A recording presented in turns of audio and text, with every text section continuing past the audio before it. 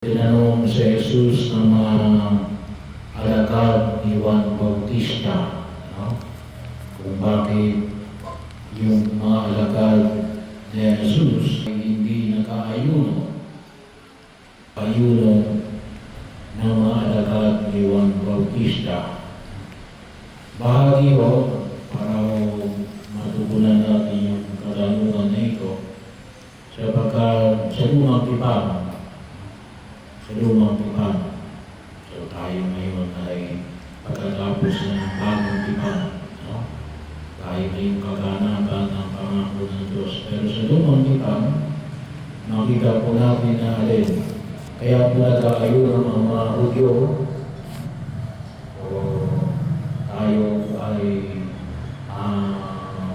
makakulawakan natin na nag-aayuno sila para alin, mapadali ang pagdating ng magliligtas, para mapadali yung pagdating na ipinangako ng Diyos, mapadali yung pagdating ng Mesiyas.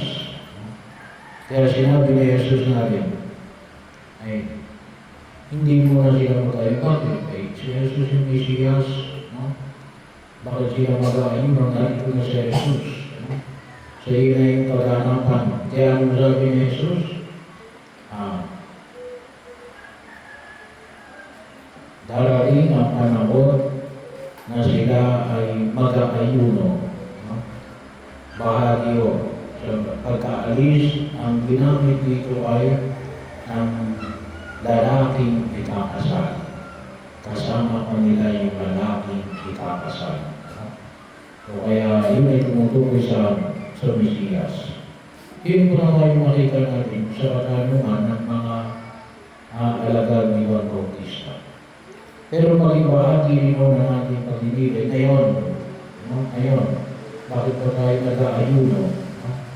Ano ba yung dahilan natin kung bakit tayo nag-aayuno? Kung lususin po yung ating pag-aayuno, isama na rin natin yung abstinensya. Yung pag-aayun natin kung may 2 beses na lamang.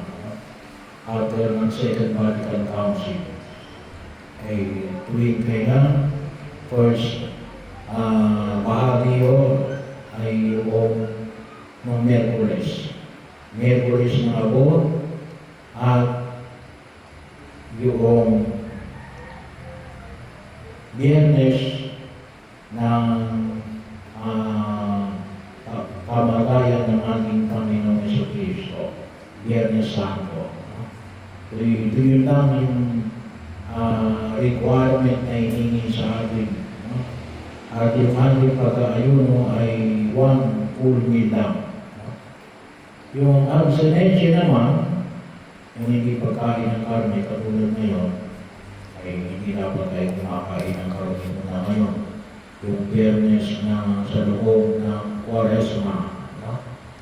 Bagaman, sabi nga natin, mapalad tayo mga Katoliko sa Pilipinas kasi meron tayong edit na pwede tayong kumain ng karne sa mga Biyernes kahit hindi, basta hindi Biyernes ng Quaresma. No?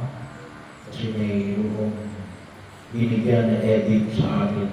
1700 pa yun. No? Hanggang ngayon naman ay, yun naman ay valid. No?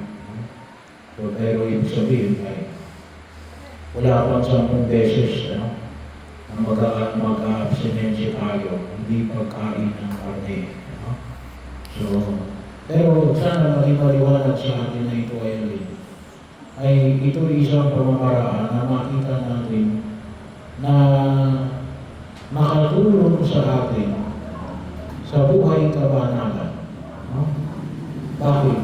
Kasi sa pamagitan ng pag-aayuno ay tayo ay nakikiisa, pag-aayuno at abstinensya. Nakikiisa tayo sa paghahandog ni Jesus ng kanyang sarili. Yung paghahandog niya na nagdulot ng kaligtasan sa atin sa krus. Isang biyaya na nais niya tayo ay maging kabahagi ng kanyang kabanalan. Kabanalan para sa atin at kabanalan para sa iba.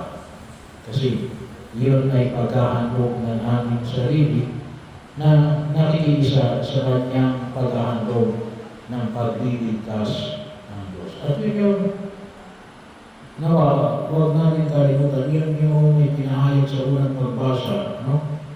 Na ipinawamanit, no? Kumisan sabi na, nag-iisa, no? Na nais na isulong yung makadiyos na pagkilos. Pero sa pamagitan mo ng ating pag-aayuno at abstinensya, nakikibahagi tayo sa pagliligtas ng Diyos mula sa kasalanan. Pangalawa, ito ay isang pagsasanay natin na nakikita natin na tinuturuan tayo na magtigil ng sarili. Tinuturuan tayo magtigil ng sarili. Na napakahalagang elemento para labanan ang kasalanan. Sapagkat isa ho kumisa nakikita natin, kaya ho namamayagpag ang kasalanan kasi bakit? Wala tayong self-control. Wala tayong pagpipigil ng sarili. Kapag hindi mo tayo nasanay na magpigil ng sarili, hindi natin magagawa yung sinabi ni Jesus natin. Kapag sinampal ka sa kabilang pisngi, iharap mo ang kabila. Bakit? Kapag wala kang pagpipigil ng sarili, kapag sinampal ka, ano gagawin mo? Sasampalin mo rin. Ganun yun. Kaya, bahagi mo yun ng pagsasanay para magkaroon tayo ng tinatawag na self-control. Bahagi na nawa makita po natin. So, itong dalawang bagay na ito ay yun ang nawa bigyan natin ng pagnilay. Maaari pa po may iba pa. Pwede na naman ang dalawang ito. Pakikisa natin kay Jesus na natulog ng kaligtasan sa sangkatauhan na ibinahagi niya dito sa krus. At pangalawa, tayo ay masanay na sa pamagitan ng pag-aayuno at abstinensya, masanay ang ating katawan at ang ating kaisipan na magpigil ng sarili. Nakutusin ko ngayong panahon na ito, no? Ay napakahina, no? Napakahina ang pagpipigil ng sarili. No? Bahagi yun. Napaka-impulsive ang tao ngayon. No? Bahagi ng kuminsan. Kaya, isang pamamaraan, hindi pwede sabihin, magpigil ka ng sarili mo. Hindi mo nagagawa ng basta na magpipigil ng sarili mo. No? May pamamaraan. At isa, hindi lang po ito. No? At ang isang pamamaraan ay sa pamagitan ng pagkaayuno at pag-aabstinensya. No? Kaya bahagi o na kung saan ay napakalaki kong epekto na ito sa bahagi ng pagkilos ng ating paglago sa ating pananampalataya. No? Kasi bahagi mo kung minsan na nakikita natin kung bakit tayo ay nagkakasala, ay kalimitan na yari, ay gawa ng hindi natin napigilan yung ating sarili. No? Sa mga pangyayari na hinaharap natin sa daigdig na ito.